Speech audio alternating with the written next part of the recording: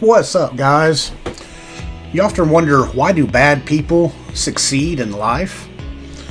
Those who succeed do not hesitate to use whatever means are necessary to achieve their goals. This is a quote from Niccolò Machiavelli. Have you ever noticed how often mean people seem to thrive? Why do people manipulate, deceive, or just break rules end up achieving success, wealth, and power?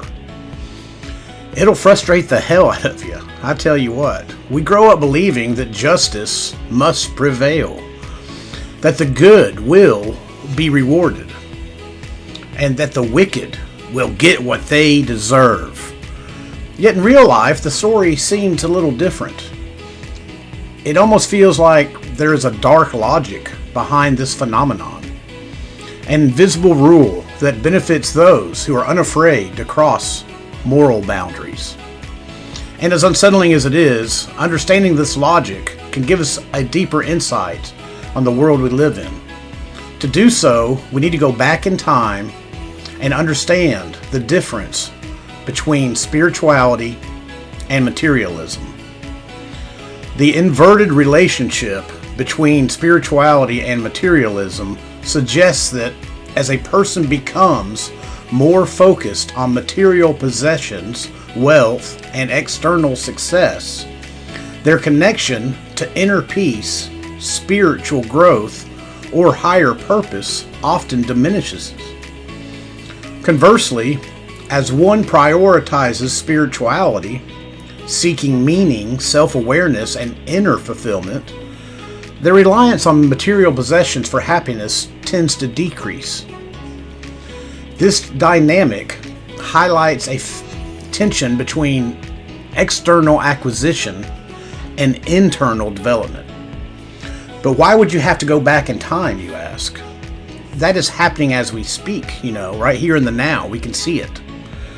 But the further back in time we go, you or we as a race of beings have less and less material possessions and access to material possessions. Think cows and chickens, no iPhones.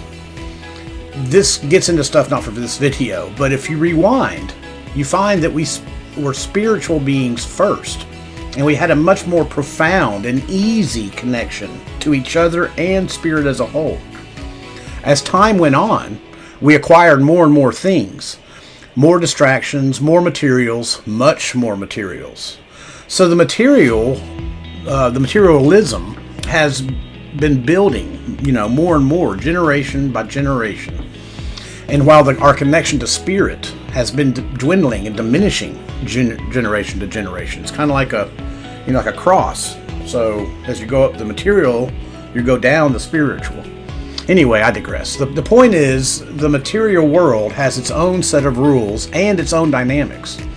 The spiritual world has its set of rules and its dynamics. So the two worlds are in opposite directions. They are diametrically opposed to each other. In order to succeed in one, you necessarily must fail in the other. Observe the world as it is, not as we wish it to be. Our main concern here is effectiveness. So pick a side. Do you want to play the game of power or live a life of peace? In the game of power, the game playing materialism, acquiring wealth, success, all that, traditional morality is a mere obstacle to that. Those willing to do whatever is necessary, even if it involves lying, manipulating, or stepping over others, have a natural advantage over those who adhere to some rigid moral code or spiritual standard. Why? Because the real world is not a fairy tale. To succeed in material wealth, we must be practical rather than virtuous. The ends justify the means in materialism. This means to achieve great goals, such as maintaining power, conquering territories, or building a successful career, it is necessary to resort to methods considered immoral. It is an uncomfortable truth. Those with fewer moral constraints can advance faster and with less hesitation. And when you think about it, it makes sense. While ethical, empathetic, and sensitive people are paralyzed by guilt, shame, or fear of hurting others, those who act unscrupulously move forward without looking back. They see the world as a chessboard where every piece is an opportunity to achieve their goals. This strategic coldness gives them an advantage over others. Wicked people do not waste time worrying about the consequences of their actions. They simply act. They do not care about being loved or approved, but about winning. To be effective, you do not need to be loved, but you must be feared. Love is unstable, volatile, and depends on others. Fear, on the other hand, is something you can control. Think about it.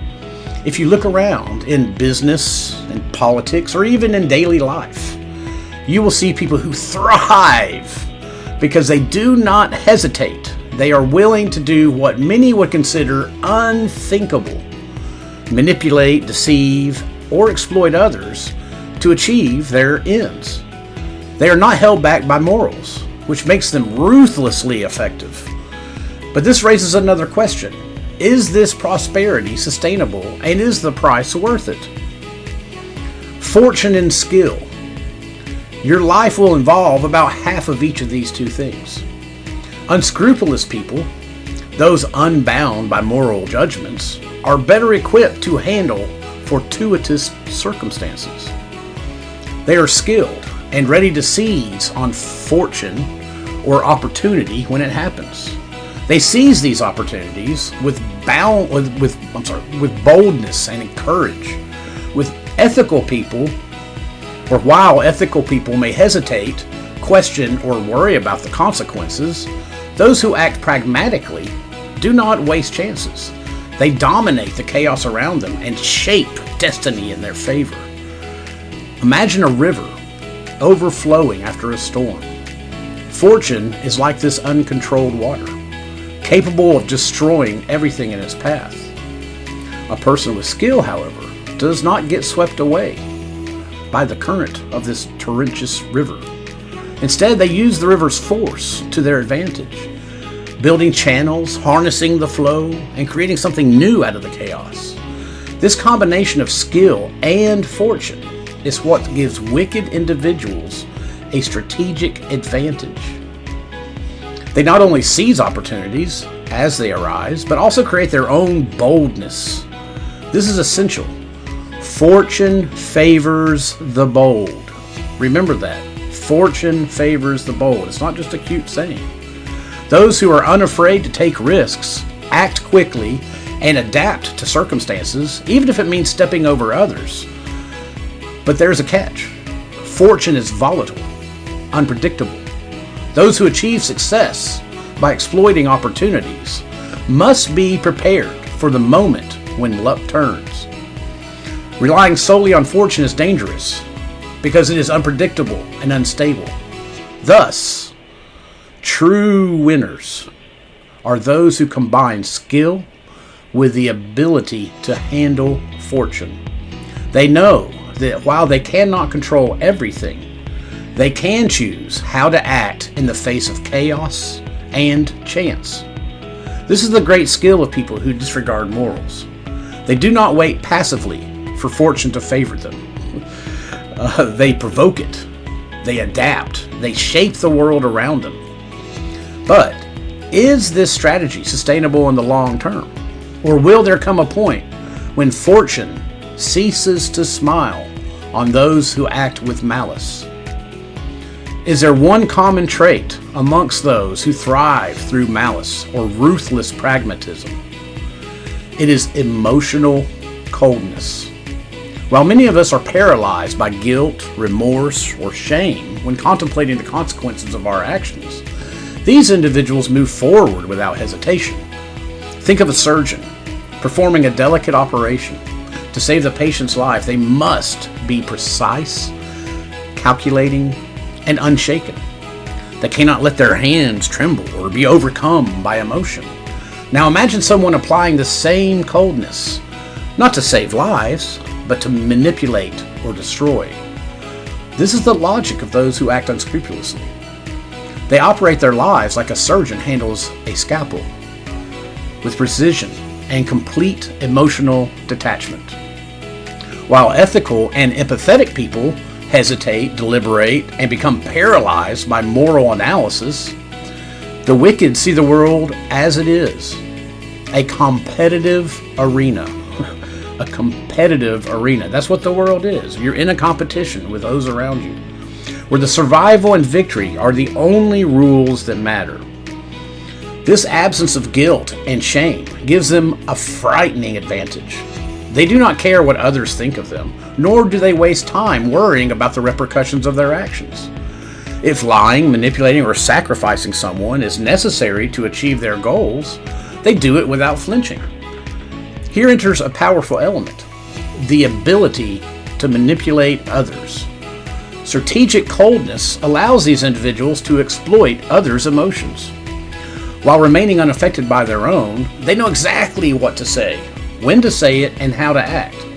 To shape others' reactions in their favor is like a poker player with an unreadable expression who deceives their opponents and wins the game.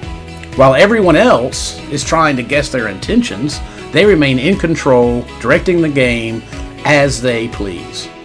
This ability to hide emotionally while manipulating the environment around them makes such individuals highly effective. However, this emotional coldness comes at a price. You cannot afford to be hated by everyone. Accumulating resentment, enemies, and betrayals along the way is like building a house on quicksand. It may stand for a while, but its collapse is inevitable.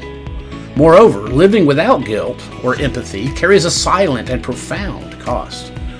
Authentic relationships, peace of mind, and genuine sense of purpose are impossible when life is built solely on manipulation and the pursuit of power.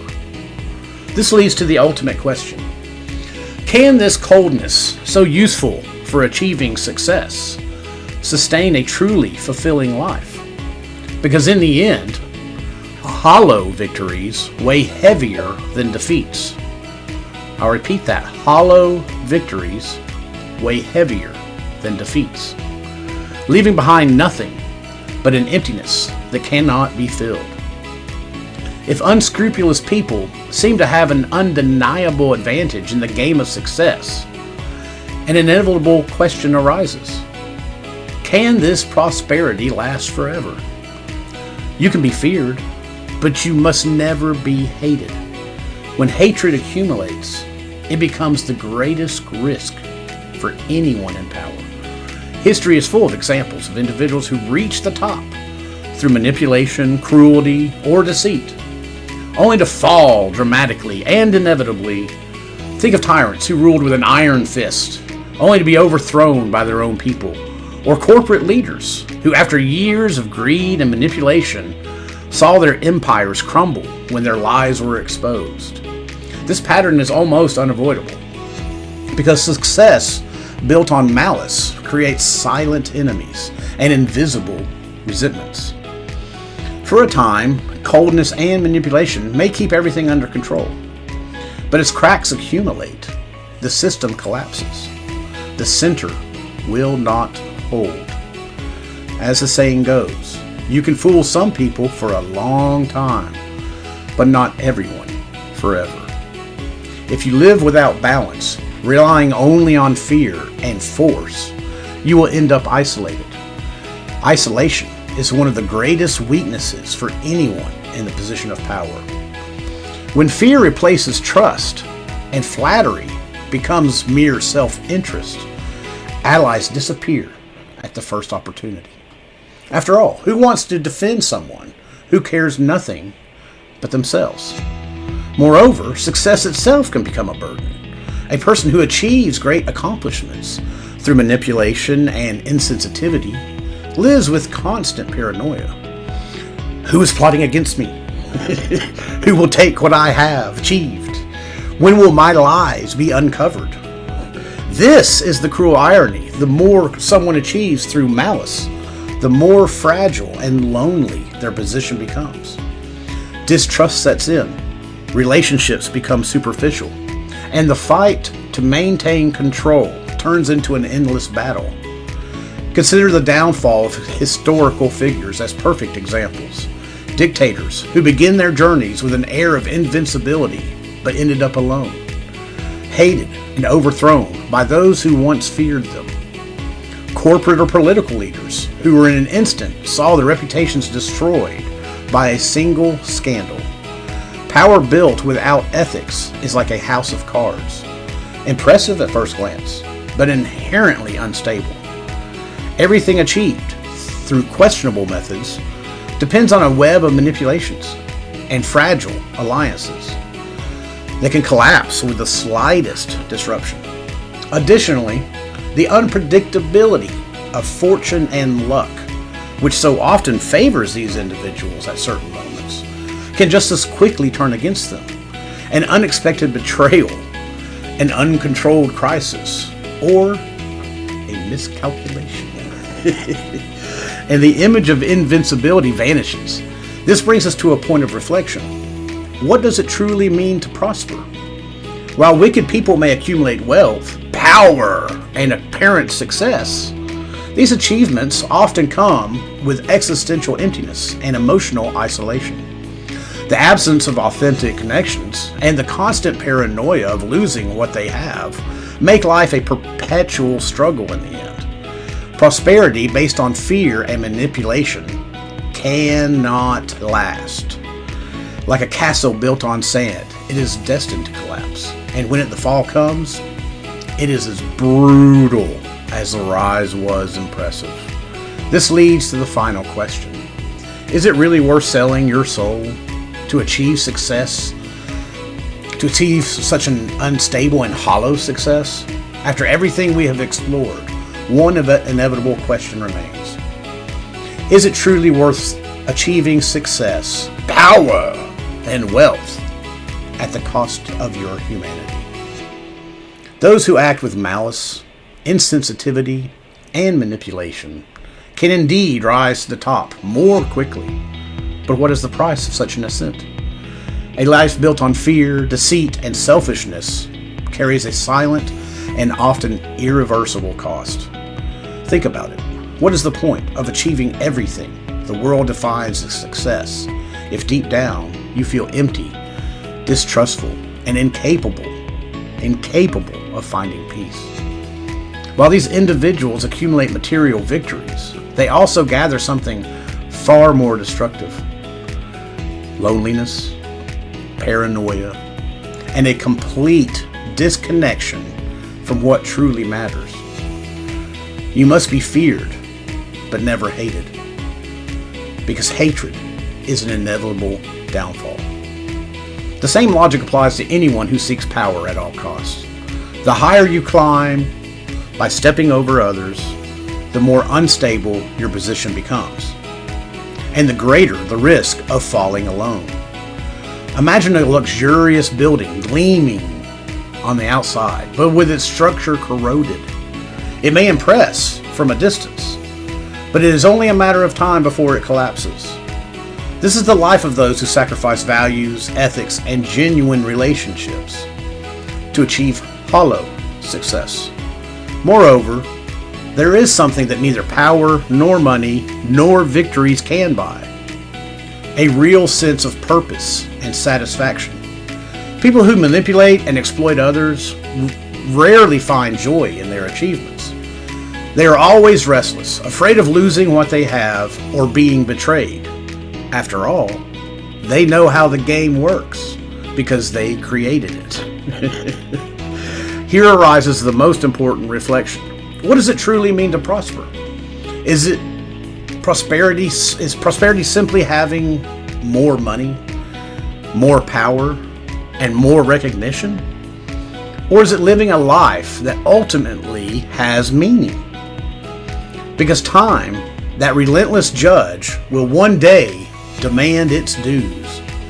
Just remember what old Jack Burton says. Have you paid your dues? Yes, sir. The check is in the mail. When we look back at the sand that has already fallen through the hourglass, what will truly matter? The material achievements we accumulated, or how we loved the people we touched and the legacy we left behind? Balance is essential. Strength and cunning can take you far, but without solid values, any victory will be hollow. In the end, the success that truly matters is one that comes with peace of mind, genuine connections, and a greater sense of purpose. So here's the final question. What good is it to gain the entire world if in the process you lose yourself? Hey guys, my name is John, and I am so glad you found this channel. Let me take a moment to tell you a little bit about myself and what this channel is all about. I'm 50 years old, and I've been through a lot of ups and downs in life, but there's one thing I've learned. Life is all about connection, learning, and making the most of the time we have. I'm a proud single father of my amazing son Connor. He is my business partner, he's my best friend, and honestly, the best teammate I could ever ask for. Together, we run a booth at the Great Smokies Flea Market. It's located off Interstate 40, exit 407, right here in East Tennessee.